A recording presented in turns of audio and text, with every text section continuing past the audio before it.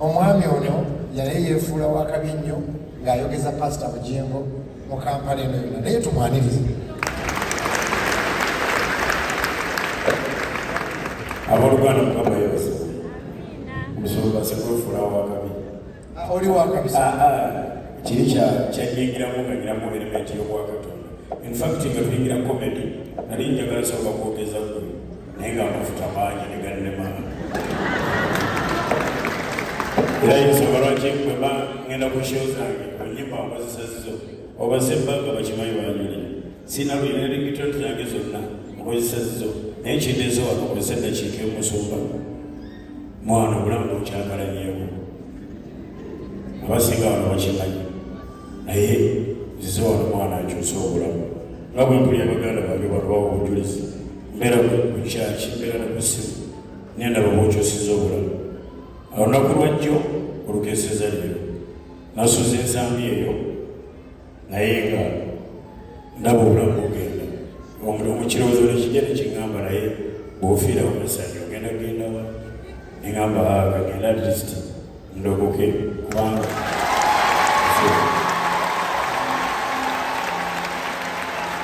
amannya nze Ssennyonjo Asani neddira ennyonyi maama wa Mbogo naye nga muno obudde engeri ekirwadde kino ekyentawaanyiza abasawo bali bamazeemu essuubi neŋŋamba mwana ina okolokoka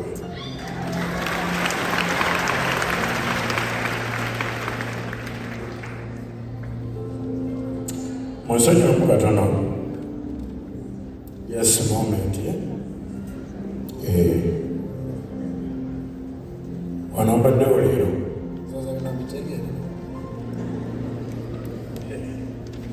amazi wano mbaddewo kino kya leero ensambya bantutte nadde bwe nabadde kumalisaawo nenfunamu embeera netabuka musumba nalwala obulwadde bw'ensigo ez'ekisajja zentawanyiza nebbanga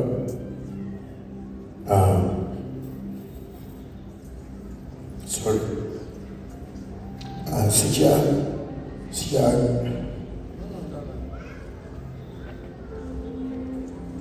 so kyajjanga ekyokusaaga bannange nebalowooza ndi muki ndi mu komedi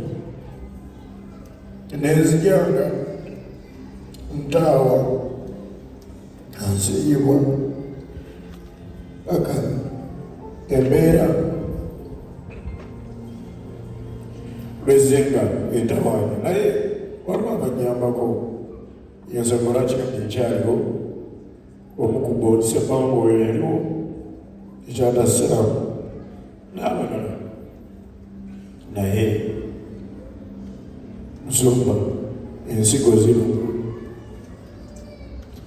ekisooka teweebaka omuliro obuyiso n'okusekererwa kubanga tolina mukwambala ngoye n'onyuma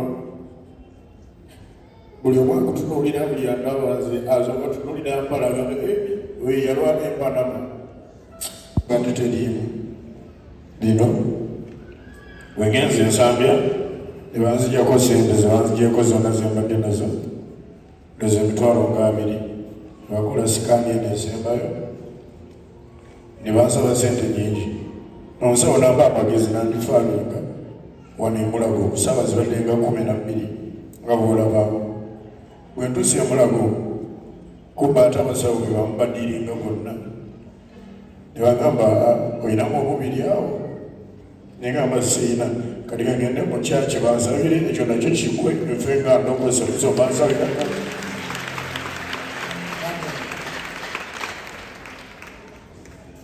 ekisookera ddala miliyoni 2 tugenda ziku nze nemwangi sebujjange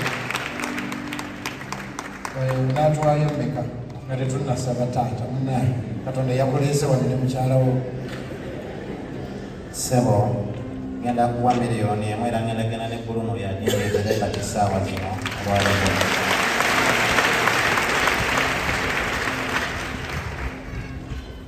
Omukama yabasiba abooluganda Pastor nzimane sigenda kwogera kuba omwami wange ebisinga byogedde naye ngenda kusinga kusiima webale kubeera muntu mulungi. Nze nkola ne kampani gye bayita Fukanga Health Care gimazeemu emyaka 6. Tujjanjaba endwadde ez'enjawulo, kansa ow'enjawulo n'endwadde ezitategeerekeka. Naye ngenda kusaba Katonda atuwa ekisa ajja kusobola okufunira omwami eddagala erisooka litandikireko.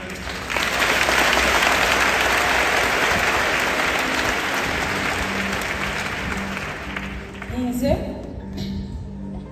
abasinga be tukola nabo basabira wano era batugamba bingi ebikwatagana ku gwe. Nange nkumanyidde ebbanga obuto bwange kubanga obadde pasika omututumufu ng'oyimba era ennyimba zo nga tuzaagala nga tuzigoberera. Bakulu Enoka, Basaka, Batoofa bonna tukola nabo.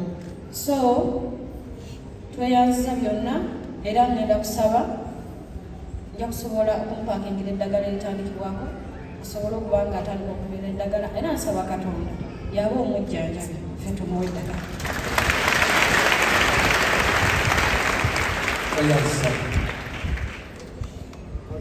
Pastor, olumu tuyamba abantu nga bano ng'ekizibu abadde nakya miliyoni 2 ne muzimuwa.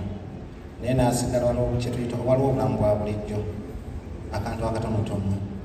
Pastor nze ngenda kweyama mu period eno yokuba ntugenda mufunira miliyoni 2 nze miliyoni yange egenda kutuuka wano kati naye buli weekend ajja kufuna ngayo emitwalo 10 mu big kiralo okumala emyezi 6.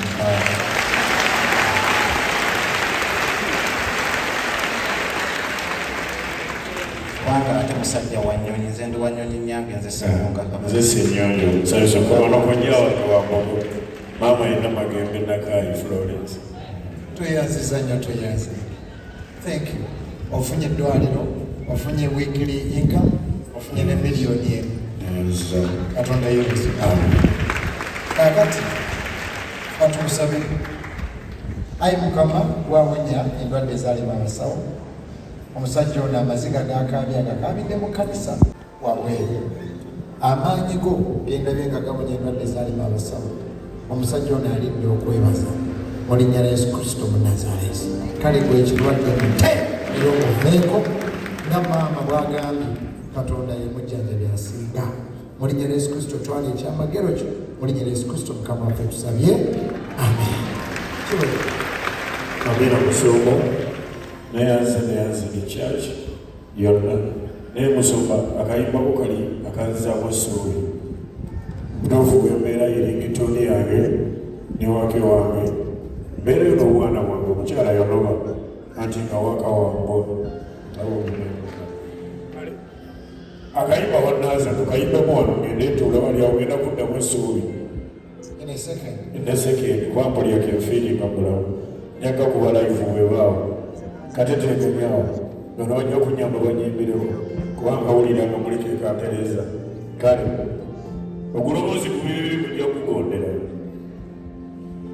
lwaki otya mukyaki bali mukubireko engalo ku masimu yange kubanga nfunye essuubi lwaki otya mukyaki nebolamu abayimba mukyaki bali babbi bali bayaye nebatonazako ebibi nabira kodi yajje mukyaki abalogo bajje mukyaki nebolamu abayimba mukyaki babanazizako ebibi tuyimbe ffenna wanaza wanaza wanaza wanaza wanaza Mukama nazenterere nagemererwa abantu abalala. Amina. Kama agenda kukola. Amen. Kale n'okulokoka wagambye yagala okulokoka nali ewe yagala okulokoka sebo ddamu ebigambo bigamba ayi Yesu. Ayi Yesu. Nsonyiwa ebibi. Nsonyiwa ebibi. Ondokole. Ondokole.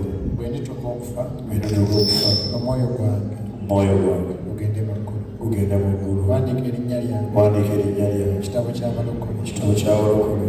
Olisangule. Olisangule. Kitabo kya Sitaani. Kitabo kya Sitaani. Omusaayi gunnaaze. Gunnaaze. Onzigyeko n'endwadde. Onzigyeko n'endwadde eno. Mu linnya lya Yesu. Mu linnya lya Yesu. Amen. Amen. Sawa kwa Yesu kulukule bila pangaliwo. Mwenye Yesu Kristo. Naye toka. Toka tujaze pita. Katonda akusanyusiza. Amen. Ate agenda kuwonya. Amen.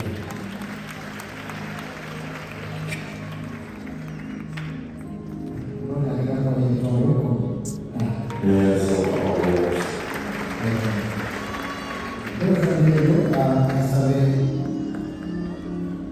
Bamufunire watula sawulire emirembe nze nyine enamba ejja mukugambiramu nyamuga nti twayambye nawe yongerezaako mwogezemu tuwulire nga bebamwogezaako wesondesonda kinakola amawulire nga tuli wano bane munsonyiwe ndese ngenda kwogeza mujja oba bakita batya abamusanyi abantu nga banjawule mu nyumba kabaka tabe tebabeera babiri wamu naye katugende n'ekyo kale musumba gw'ekisabye anze sina tabuzi kubira mukama engalo ez'amaanyi yongera okubira ebbasa Bugembe engalo ez'amaanyi mulokole okyabulamu walalalala haleluya gamba nti olwaleero gamba nti leero kenzize wano ngenda terera mu linnya erya Yesu kubira bbasa Bugembe engalo ez'amaanyi musajja mulungi yendabolo kitange wagamba nti Bujjingo tolekangayo nsaala yonna nga toosabidde bantu favor, irresistible favor, extraordinary favor. There is a favor. Nsababasa Bugembe Katonda akuwangaze nanga amponye kiro kimu kya 10 kikubire Mukama engalo ez'amaanyi. Kale weebale nnyo omukubireko mu ngalo amaziga ago gonna gokaaye Katonda agenda gasangula mu linnya lya Yesu. Yes. Naye yajja ne tusaba. Let's use just seconds. Tumukubire mu ngalo ye tusaba naye wano. Yesu yebaziwe ekyaki amanya nze Pronobeti muzukulu wa Bukumandiga naina show ekajansi itwaita Pronobeti experience katemba mbenyanya musumba yajja nanyibirako mukubireko engalo ez'amaanyi z'amanzi ne musumba mbagenyi benayita abagenyi abanene mikwano gyange benayita mwalimu mukwano gwange nyo bamuyita Habad Senyonga manager wa Big Clara property consultant mbadde nsaba taata n'omukyala lindako soka webaze Mukama kubanga oyo ozaamuyita njala kwebaza Mukama olw'obulamu bwange nti obulamu obwaffe bubeera buzibu nnyo ekifaananyi kyemutulabiramu kiba kinene nnyo ate nga naffe tulina kyetulifu naye Mukama atula mu nnyumba zaffe n'atufuula ate ag'enjawulo kibaza Mukama tuyitange tugende tukola kiro tetwebaka ate nga tuvuga kiro tukyabeza Mukama tusanga bingi mwenda kwebaza makubo naye Mukama n'alitubuuza ate ne tusheko basirala kwebaza Mukama nali simanyi naye baana bange nzindalo gye nabayitatu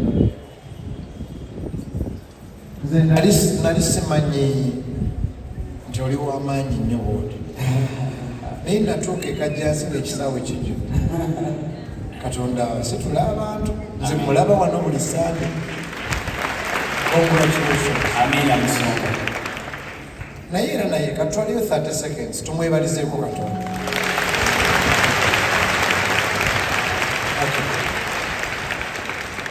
Bwe twali ku show ye omwami omu yazituka nali nkoona endoogo Katonda gyali ajja kuba n'amanaga kyaki yammwe ngenda giwayo obusawo bwa seminti 10 ku mukolo gw'ono naye nsanyuka naye abantu bwe beeyama olumu bikomaawo naye olwaleero avuze ensawo za seminti 10 n'azireeta ku kyalo n'omukyala tubakubire mu ngalo batuzimbidde kyaki nga tebajjanga naye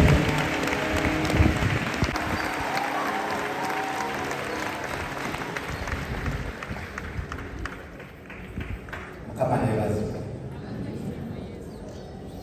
Pasita nze ndi musajja Mukatoliki sanyusa kulaba n'omukyala Mukatoliki kyokka kubemukozesa katandikirere musiraamu. Assalamu alaikum. N'addako omwana waabwe nono nasanga Bwasabira wano babala. asabirawo naye yali musiraamu. Wali musiraamu n'olwula. Nsanyusa ebbala. Pastor, nze n'okumanya okubintu kyange kuba nagegajejjamuko ebiseera byongo kyasukira omujja lwabutawanyanga era n'ebyaka byetogwe bitabako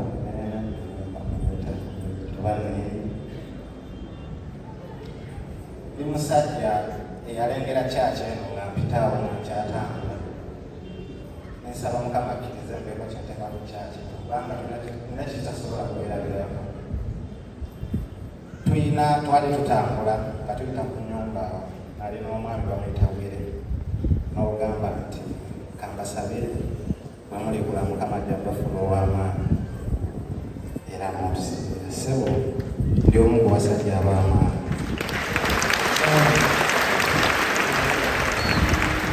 Pastor, kampani yange bagiyita Clara Property Services Uganda Limited. Era omukulu omuntu wakwataganira Kookie bwe nali ngenda okulanga nasooka kulangira mu puroguramu ya Kaisa yalimu omukulu ono nambeerera mulungi nnyo. Infact Kookie ndowooza tewali muntu yali alangiddeyo n'akwana mikwano okuva kwasooka paka kwasembayo naye abaana olwana mikwano gyange. Omukulu ono yasigala alanga kampani obuteemalira naye nali nayagala dde okujja mu kyaki naye nga saagala kutuma. Bwe nafuna omukisa okukutuukirira ku siteeri eneetuukira pasita naye yamugwensawoza simenti 10 naye omulimu gwensanze sirina kyenbuuze. Sebo tweyanzizza nnyo. Ensawo za simenti 10 maze okuzireeta. Emmotoka ya kiibuyi etuuse. Tumukubireko mu ngalo bannange. Era ngenda kwagala okwomufaamingo baddala 10 kiweze kubanga bamutise siriiyo. Pasita, mu maaso ko katono nja kuleetayo endala 10 kubanga Come on! God bless you. Pasita, mukama mulungi tebirungi abituwadde naye mukyala wange tulina abaana baffe babiri. Ono ya accountant wa branch ey'Ekyengera ate oli ye manager we Joan. Omukulu oli bwe tuddukanya ebyaffe Rodi yalaba n'agamba nti wano tugula ssebo otambuza emirimu. Abalala bangi tebazze era bali emirimu naye nga ffe tusobodde okukiikirira kampani. Main branch yaffe eri ku Getta wa Kampala Road. So mutunda ttaka. Tutunda ttaka pasita mu ggwanga lyonna. Ggwanga lyonna era nga tulinako ne branch yaffe endala e Dubai.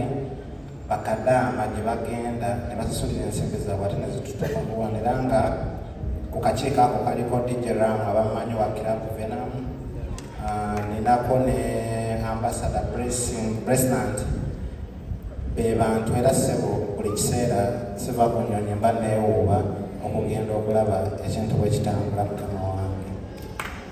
Naye nga Clara mukama ayongedde okutukwatirako. Pasita olina abantu bangi wano abatuwagira siza kugamba nti ono oba oli naye olugenda okuwulira ng'agamba mujje wa pasita Bugembe tusaabe n'omugamba oyo omuntu waffe era tujja kujja tusaabe. Pasita ekirala nkwebaza okubeera omuntu omulungi. Nyina pate ze n'akabeerako 3 naye ng'abaana abo si bakitalo nnyo naye nga wooli. Naliko ku pate ya Saka kyokka omusajja omukatoliki Saka Ronald wafukanga nali ndi awo nga wooli. Nembeerako wa Kevin nga agulawo restaurant yawe Nansana era nali ndi awo nga wooli. Kyokka mukyala wange onaakula nabo yadde nange mu kampani namwamu omulimu ye general manager we zonna yazikulira naye ng'alinako emirimu gy'emirala. Naye nga pasita ndi musanyufu nnyo okubeera nti ndikuwano mu nnyumba ya Mukama. Banna twebaze. Simanyi oba abakulu abo bazikulaga kyaki gye tuzimba bagenda okufaanana ne kapakati agirabeko. Kale katukolole emikono.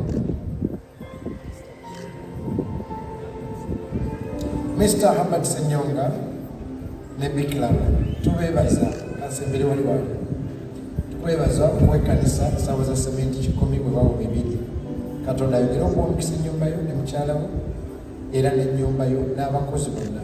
May you grow. Kampani ezo zisituka ne zibula naye mmwe Katonda abawanire emyaka mingi mulimu ofuna emitawaana kubanga muzimbidde Katonda ate n'okujjukira bwe twali edda erongojja ate n'essaala eyo gye twasabaga y'okusaaga n'ogijjukira. Katonda yeebazibwe era nsabye akwongereko omukisa, amagezi, obugagga, obukuumi. Omukono gwa Mukama gubeere kummwe gukubeereko olw'ekyo kye wakoledde ekkanisa mu linnya lya Yesu Kristo. Ne baganda bange be tusaba nabo wano ne muganda waffe Omusiraamu ne kampani yonna yonna abatazze wano, Katonda abongere omukisa mu linnya lya Yesu Kristo. Olidde okwebaza ng'abantu bwe bakomyewo ba Eva nga bwe bakomyewo ba Kingshiba okwebaza, naawe olidde noga nti ate God blessed me in millions and billions, kubanga omuntu kyasiga kyakungula mu linnya lya Yesu Kristo Mukama waffe.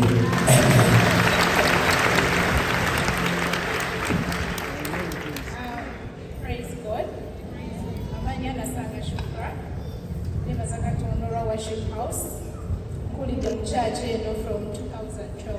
What? Pastor, I was over to manage the women's and I tell you, and it was still church, still up to first thing.